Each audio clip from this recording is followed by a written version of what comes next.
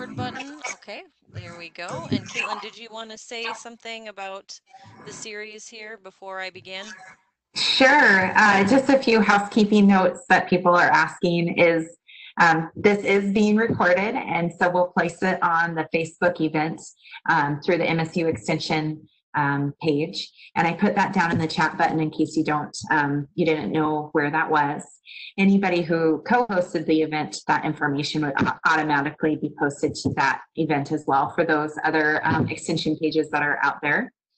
And we have a noontime webinar every day throughout the month of April on a variety of topics. We've come up with things from cooking to mental health to exercise, just to help give us some different topics and have a little shining light in these uncertain times. I'm thankful today for Allison Brennan. She's our extension mental health specialist, and she's here today to share simple ways to support mental health. And so with that, I'm passing it over to Allison. Thank you for being here. Thank you. Thank you everybody for joining and for taking time out of your day to learn a little bit more about what you can do to support your own mental health, as well as some tips and strategies for helping to support others during this challenge.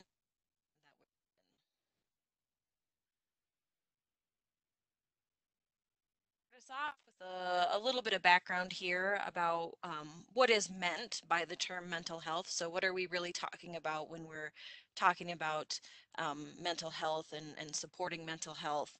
And so this definition comes from the U.S. Department of Health and Human Services. Mental health is the state of our emotional, psychological, and social well-being.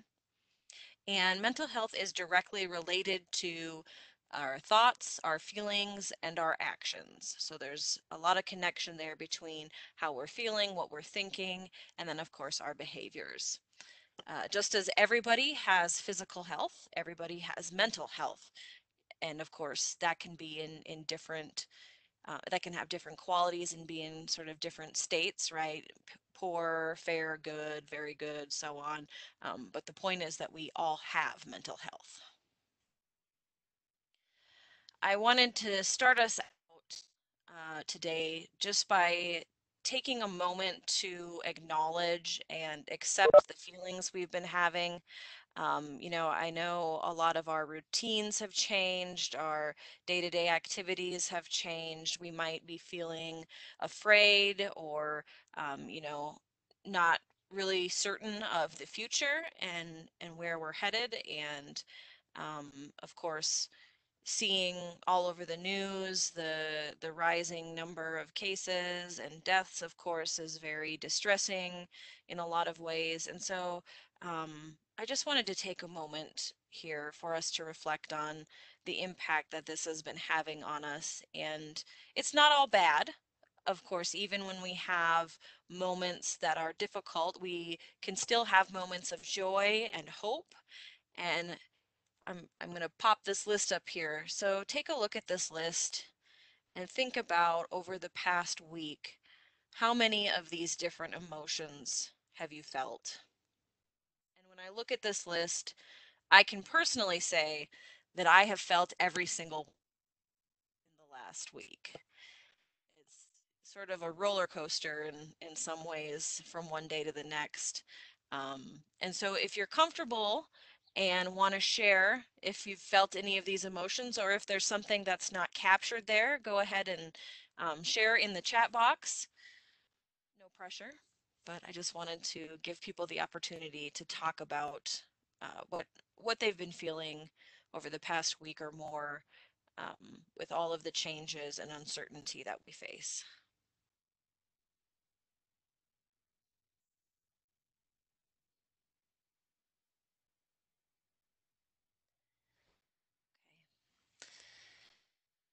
All right, well, so I think we can move forward then. Just to give you an idea of what I'm going to discuss today, my goal is to give you tools and resources to help you and help yourself, but also to help you help other people during this pandemic. Thank you, Emily, for sharing. Um, And in order to do that, I'm going to first talk about something called the Healthy Mind Platter, which is a really unique and interesting way of thinking about the essential activities to support mental health. And then I will discuss the 4 A's of stress management, which I think are a very helpful set of practical strategies that you can use to solve somewhat specific problems. And then I will turn our attention towards how to help other people, and in particular, if you think that you are seeing someone who might have anxiety or depression, and what you can do to help them. And then I will end with just a brief list of mental health resources. So here is the Healthy Mind Platter. You might be familiar with My Plate, which is a wonderful way of thinking about the essential components of nutrition that we need on a daily basis to stay healthy and well. And this is kind of a fun spin on that. It's similar to that. It's the Healthy Mind Platter. So it's the essential elements of daily activities to support mental health. And you can see all of them listed there. This was developed by Dr. Daniel Siegel and colleagues, and there's a lot more information about this on the web, but we're going to just kind of go through the basics of what each of these components are, and how much or why you might need that in your life. And one important thing I do want to mention is that in the original formulation of this, the team that created this, they don't actually provide any specific quantities, no specific amounts of each, because one thing that they acknowledge is the amount that you need of each of these is going to vary from person to person, that a lot of it is individual, but a lot of people appreciate having some more specific parameters, how much especially when it comes to things like physical activity and sleep time. So I have included from different health authorities some specific information about how much might be ideal for an average person. So we're going to go through each one of these very briefly, just to give you an idea of what we mean by the different categories. The first one here is focus time. And focus time is all about focusing closely on tasks in a goal-oriented way. So I tend to think of this as work, right? Going to work. That's when I'm focusing closely on tasks in a goal-oriented way. But it really could refer to um, anything that involves those components, such as doing a DIY house project, or maybe it's sewing so that you have masks to wear when you go out in public to get groceries, right? To go out and get those essentials. So really the point is you're focusing and there's a goal. And then of course we have playtime, which I think a lot of adults were not so good at. A lot of us are all work and no play. And playtime is time to be spontaneous, creative, or expressive. And the point is enjoyment. The purpose is enjoyment. And so maybe that looks like painting or coloring a picture or dancing and singing to your favorite music, or maybe it's building a blanket fort, or, any number of things. Watching a movie, especially that's going to make you laugh, because laughter is really good medicine.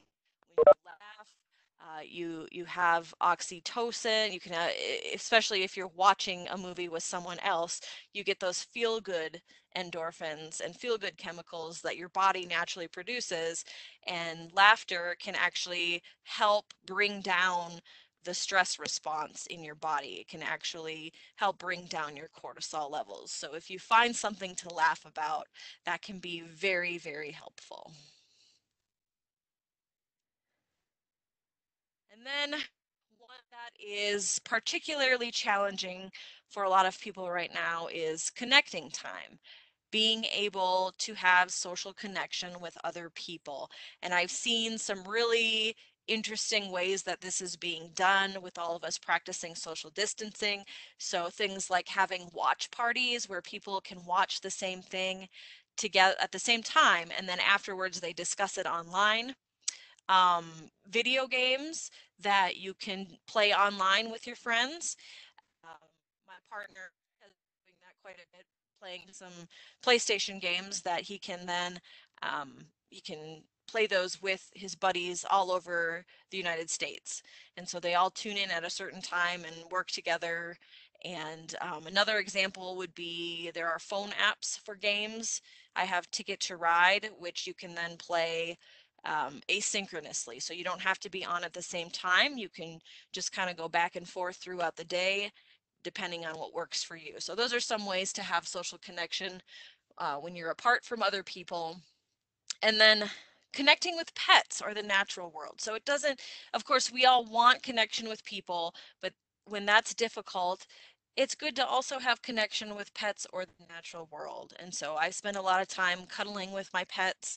I have got a picture here of my plants that I've been growing because that's one of the things that's really keeping me going right now is watching those seedlings grow and nurturing them, taking care of them. And that really gives me a lot of hope for the future because it makes me think about planting my garden and it really makes me feel connected to something outside myself. And then not included in the original document about the Healthy Mind Platter, but I think needs to also be mentioned is practices for spiritual connection. And my mom is a pastor and she's on the call, so if I didn't mention that, I was probably going to get a lot of flack. Um, but I really think it does need to be included because that again, whatever that is for you or means for you, feeling spiritually connected is another source of being connected to something outside of yourself that is very important, particularly when we're all at home so much. Physical time, this one's pretty straightforward, right? Moving your body, doing some exercise. And a lot of people want to know, well, how much exercise do I need? And it on your mobility and any medical conditions you might have, but just in general, adults need about 150 to 300 minutes of moderate intensity. So that could be like a brisk walk, or 75 to 150 minutes of vigorous intensity, and that's on a weekly basis. So mental health professionals often recommend 30 minutes a day of walking. And as you can see, if you're walking 30 minutes every day, that will land you squarely within those parameters of moderate intensity activity. And then in addition to that, it's also great to incorporate muscle strengthening activities on at least 2 days. So the guidelines for how many minutes are really focused on aerobic activity, which is excellent for your cardiovascular system. And just like laughter is going to help you with that stress response, physical activity is going to do the same thing. It's going to lower the cortisol, it's going to help your body address that very physiological stress response that you experience. Time in. And so, time in, we really did a little bit of this at the beginning by thinking about what we've been feeling during the past week or so. Time in is about spending some time in quiet reflection on your thoughts, your feelings, your experiences. So that could be through mindfulness or meditation. That could be through prayer. That could be also through journaling. A really interesting activity that I've found to be helpful that I recently became aware of is called morning pages. So when I get up in the morning, if I have a lot of anxiety that day, I will sit down and just write, like stream of consciousness. What am I thinking? What am I feeling? What am I concerned about? Till I filled 3 notebook pages. And that's it. It's sort of like, in some ways, like a brain dump, right? Like I'm putting all of this on the paper, getting it out so that I can kind of clear away the brush and get to the main part of the day. And so that's very helpful if I need to be engaging in focus time, but I've got all this anxiety. I can do the morning pages, and that tends to be pretty helpful. And then, of course, we've got downtime, which is really just letting your mind wander, not directing it to do anything, just a lot of times sitting and observing your environment. So that could be watching the birds, that could be, laying on the couch and listening to some music. The point is, you're just kind of giving your mind a chance to just be. Um, Mindfulness can also help with this if you're just focusing on letting thoughts come in and then go out.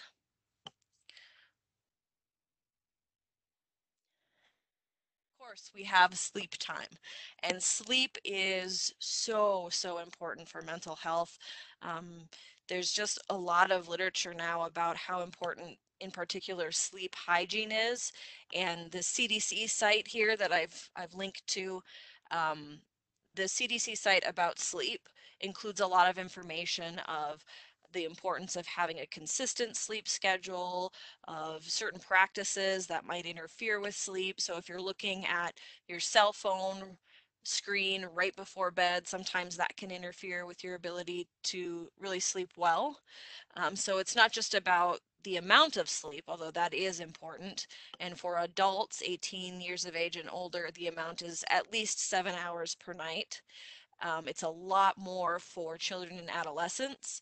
So if you have care, I definitely encourage you to go and look at that CDC site because kids need a lot of sleep. Teenagers need a lot more sleep than adults do. And so it's important to structure the day in a way that you can really ensure that you meet those hours, and then also to use practices and avoid potentially problematic practices that are related.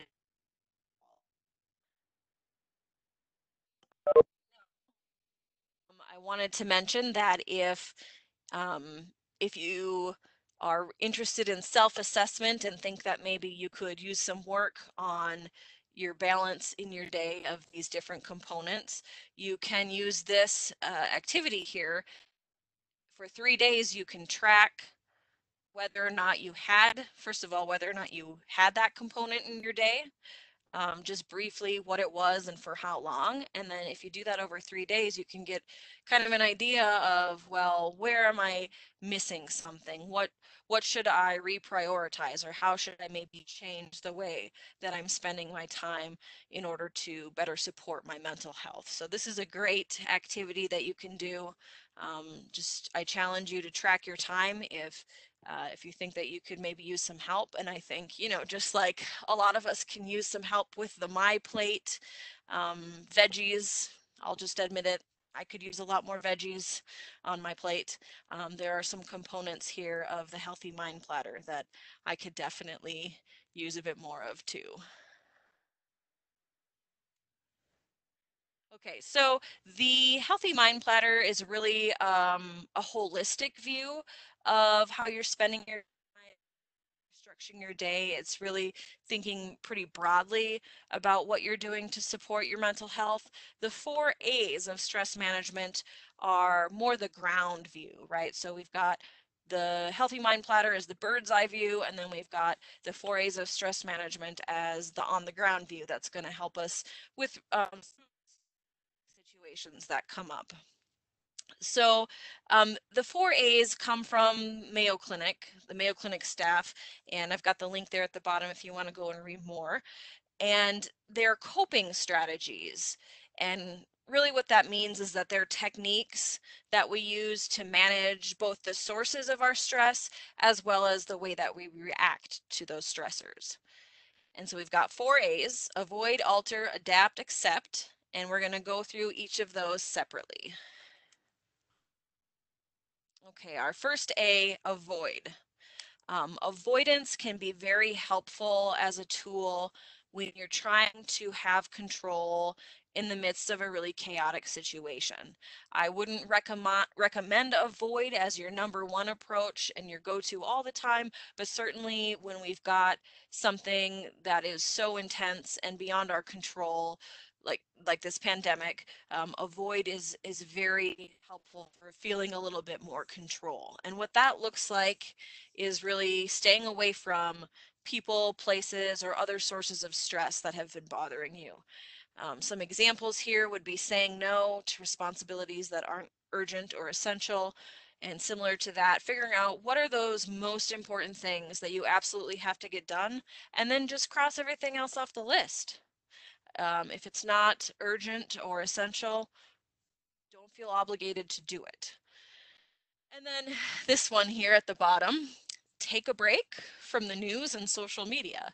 It's not good for us to be having this constant stream of information, whether it's people on social media who are posting it, or maybe we're tuning into the news every hour on the hour, right? We need to be really mindful of how much and what sources of information we're taking in. And if that's causing distress, if that's elevating anxiety, just take a break. And I've seen a number of friends who've just said on Facebook, "Hey, I need a break, so I'm just gonna take a little Facebook break, and I'll be back in a couple days." So it's good if you can let people know, "Hey, I'm fine. I'm just gonna step out for a little bit." And then we've got alter, which is about trying to change the situation or aspects of the situation that you have a little more control over. And this one is really when I think about what is alter, it's really problem focused and it's about problem solving. And so you're trying to sort of modify some aspects of your environment. So one example is stating limits in advance. So if you agree to do something, say, "Hey, yeah, that's fine, but I've only got 20 minutes." And so you kind of put some parameters around some of those obligations. Asking other people to change their behavior, that doesn't necessarily mean that they will, but there are a lot of situations where if you communicate using I statements, and that's our next point there, if you explain why the situation is presenting issues for you, a lot of times people will be open to discussing that with you and trying to help you. And when I'm talking about using I statements, what does that really mean? One of the best examples that I've seen of what this looks like is the Rosenberg Nonviolent Communication Script.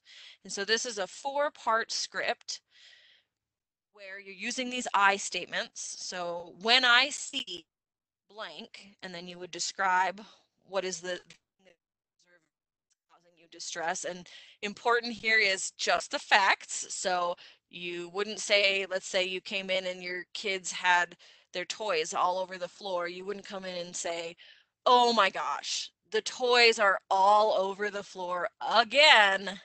You need to make it neutral and say, "When I see the toys on the floor, I feel," and then you insert what is that emotion. So when I see the toys on the floor, I feel overwhelmed because I need or value. So you can say whatever is appropriate there.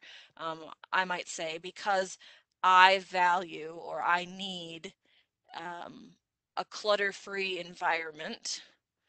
And then the last part is, would you be willing to? And then you make a specific and reasonable request. Now, the way that that looks with an adult is going to be a bit different than the way that you might approach that with a child, because you might not want to necessarily ask it as a question like this. You would say maybe, "Please put your toys in the toy box," right? So you're making it specific and reasonable. So I have this script on a piece of paper, and I usually will keep it in a drawer in my office or hanging on a wall in the office to remind me, how do I use I statements? I think it's just an example. And then we've got adapt. Adapting is really about changing your expectations. Adapt is all about mental flexibility. So you need to change your expectations or redefine what you're considering as success. I think this is really important while we're all trying to work from home. Maybe we've got partners or children or pets or whatever various circumstances that are making it very difficult for us to have the level of productivity we once did. that's okay. That's fine. You need to just be okay with this sort of lower level. And so finding a way to mentally adapt to the circumstance by, having more, I think, more reasonable expectations of ourselves and others is really healthy. Some of the things that can make this tricky are negative self-talk, and so you might want to practice what is referred to as thought stopping, where when you feel some of those negative thoughts, perhaps they're a repetitive cycle of thoughts, when you feel that starting to take hold and creep in, you need to find a way to mentally stop that. Um, Sometimes in my own head, I'll say, "Oh, I see you, you negative thought, not today," right? So you have to, sometimes it can help to sort of talk to those negative thoughts as if they're an external person and try and stop them.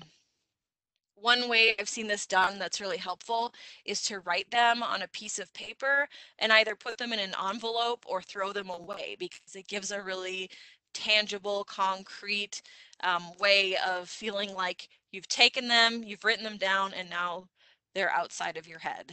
I once had this done right before a meeting a business meeting I was attending, and the facilitator had us all stop, and he asked, okay, are there any thoughts or feelings or tasks or situations in your life right now that might make it difficult for you to be fully present during this meeting? And then we took some time to write all of them down. And then he said, okay, now I want you to put those in your purse or your briefcase or under your chair, and don't think about them. You can return to them later, but while they're under your chair or while they're in your purse, we're not going to think about those. And it was really effective. It's just really interesting how sometimes you can trick your brain into being a little bit more positive, right? Other ways that you can do this are through thinking about hidden opportunities. So where's the silver lining, I guess? And I think it's different if you yourself are identifying it than if someone comes to you with a problem and tries to tell you, well, you should be thinking about this, or you should, because that's not very helpful. But if you can do that yourself for yourself, then that can be really helpful. And then lastly, to try to focus on the things that bring you hope and joy.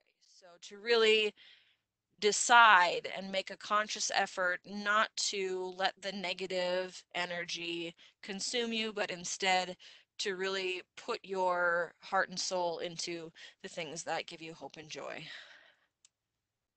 And then lastly, this is the one I personally struggle with the most, is finding a way to be at peace with the situation.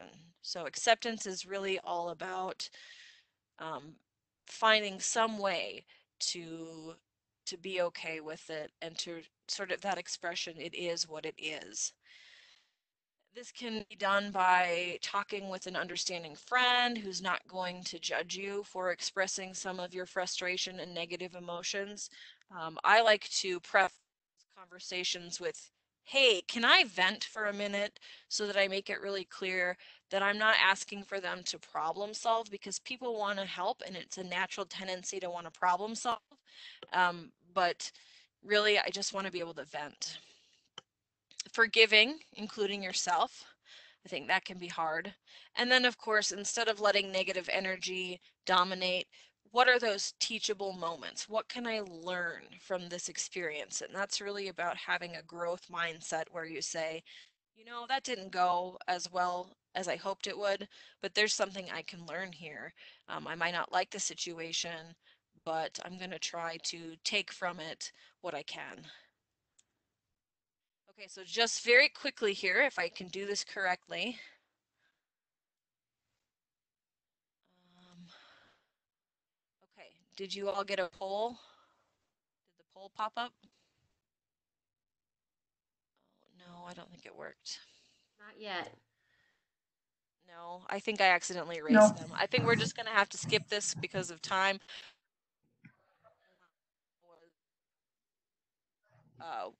What of those four strategies do you use most often, and which of the four is most challenging for you? And so if you would like to share about that, go ahead and use the chat box.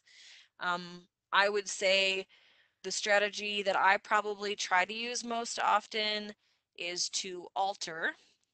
I really tend to be a lot of times pretty problem focused and try and find solutions to the particular situation, although there are obviously a lot of situations where that just doesn't work. And so then the strategy I find to be most challenging. Oh, the strategy slide. Yes, Michelle's asking, can we go?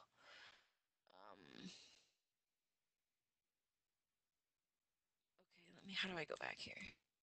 Okay, here's the slide. The alter, adapt, accept. So I would say, for me, accept is probably the one.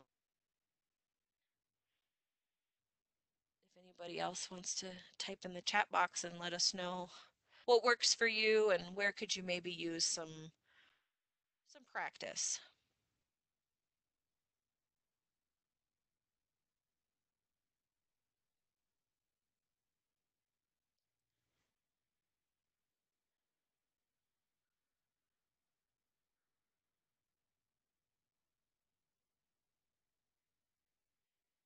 Avoidance, yeah.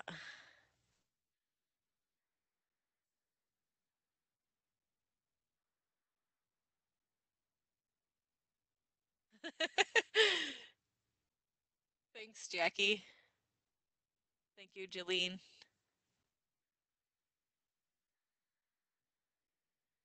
Okay, Michelle's saying avoid is more difficult. That's interesting because I would say my close second, if I can't change the situation, is to just avoid it. Accepting. Yeah, yeah, yeah. It's interesting. A lot of us are saying different things. Right? We're might not be the preference of another person, and yeah, definitely we can learn from each other. Having some of those discussions would be good, I think. um, Talking to each other about, well, how might I adapt to this, or how might I alter this, how might I say no to this, right? If we're thinking about avoid, help me say no. A lot of people could use some help saying no to things. Yep, that's great. Thank you, everybody. So in addition to each other, uh, you can work on this yourself. If you want to think about, well, what is a specific source of stress for you in the past week? And then how might you use each of those 4 A's to address that stressor? And then pick one that seems like it will probably work best and give it a try. And then if that doesn't work, move on to one of the next ones, right? And so one of the things that has been stressing me out a lot during the past week is when I'm on webinars like this or conference calls, the dogs will start whining and they don't understand, well, why is mom home but she's not paying attention to us? And so they'll whine and make noise in their kennels. And so one thing that I've done that, of course, probably typical me, right? I want to alter. So I take their Kong toys and fill them with peanut butter. And then if you freeze them and bring them out for them, it takes them a really long time to get all that peanut butter out. So that's an example of how I've used alter to address this very specific irritation that happens very often for me. So I encourage you to practice that. And then lastly, we're just going to briefly talk about how do you help other people. So hopefully this video will play.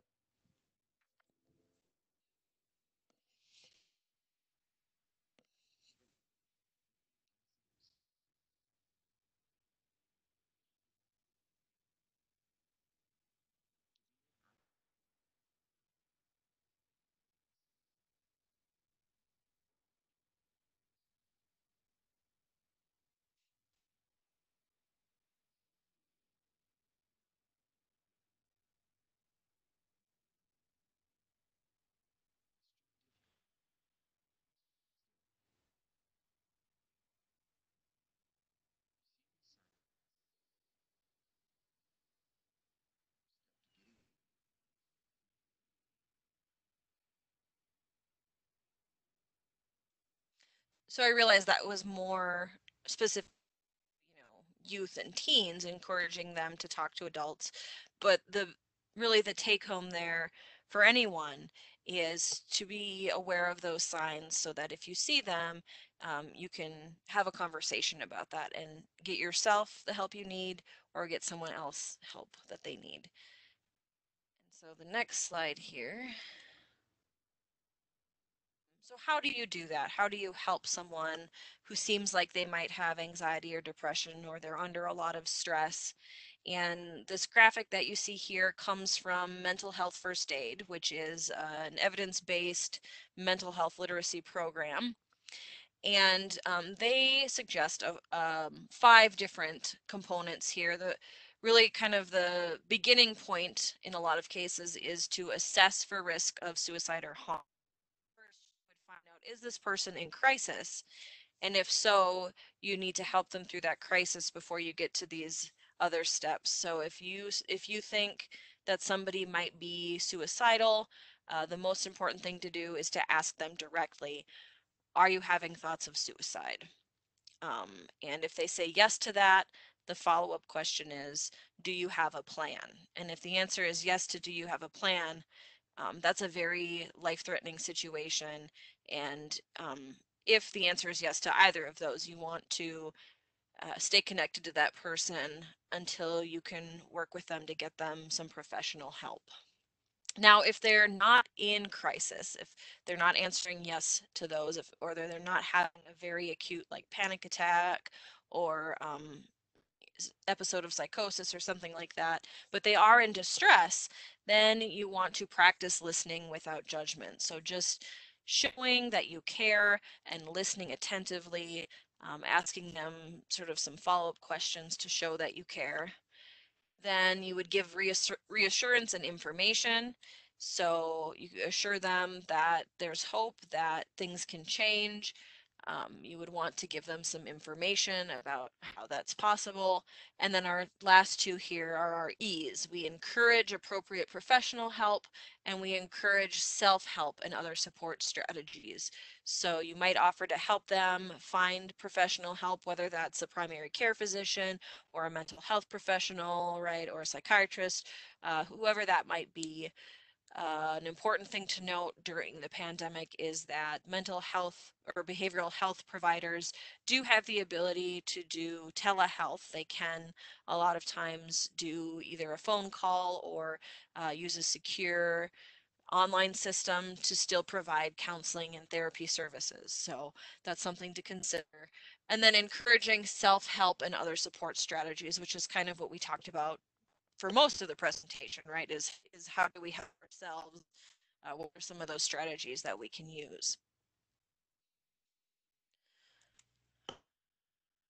To end here, some really important resources that you can utilize.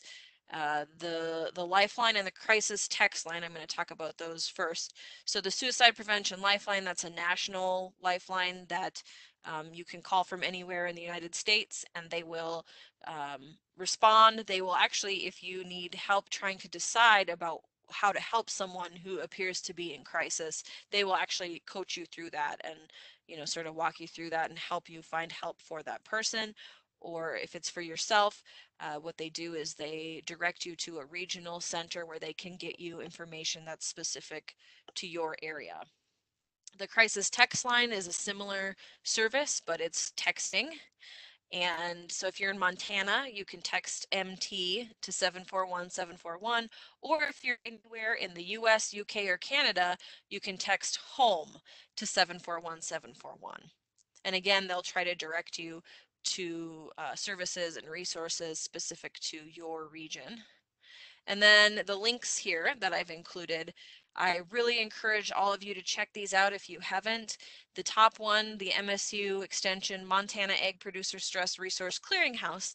This was created really with egg producers and their families in mind, but there's just a lot of great general content on there that anybody can use to manage stress, including information about assessing your level of stress. You can actually take a questionnaire to find out how stressed you are, and then you'll get recommendations for what you might want to look into for stress management. And we have all kinds of resources that we've posted on there on a range of topics, from physical health to finding a mental health professional. All of those are captured. Wellness Wednesday articles, we've been updating those on a weekly basis. And a similar thing there is we've included content on a lot of different topics, including nutrition, physical activity, mental health topics, and where can you find resources, particularly during the pandemic, and what can you do from home. I think that's been a really helpful thing.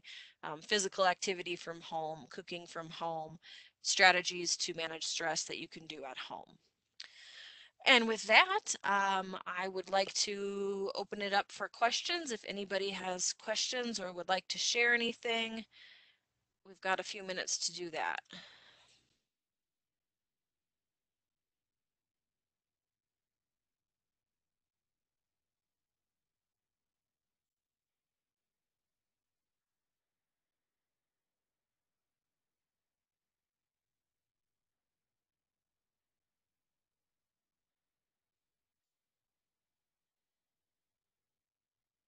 You're welcome, Jackie.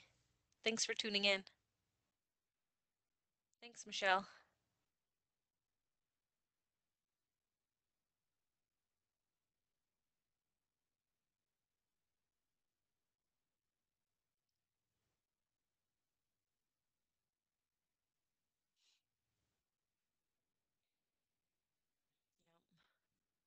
Not being able to see students and colleagues, yes, it has been tough.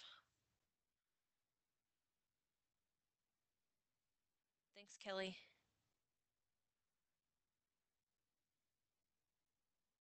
Okay. Emily is saying that the text line, typically you could she thinks you just text your state abbreviation to get that local center.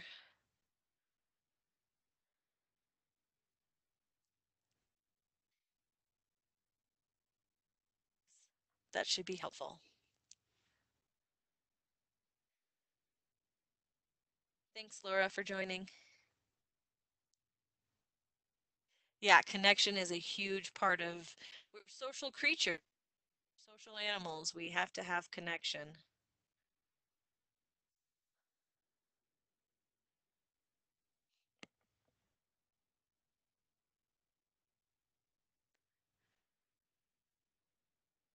Yes, check on the extroverts in your life.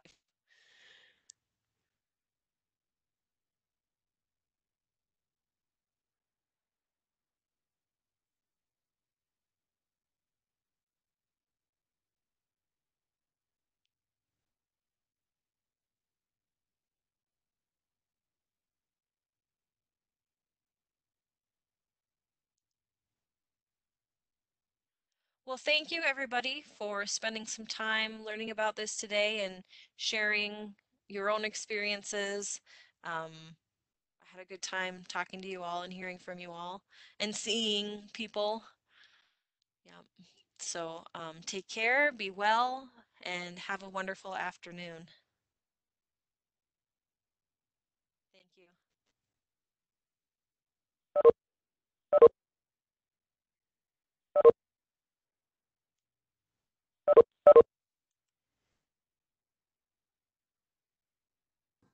Thank you, Allison, for that wonderful presentation. Yes, you're welcome. Thanks for having me. Thank you.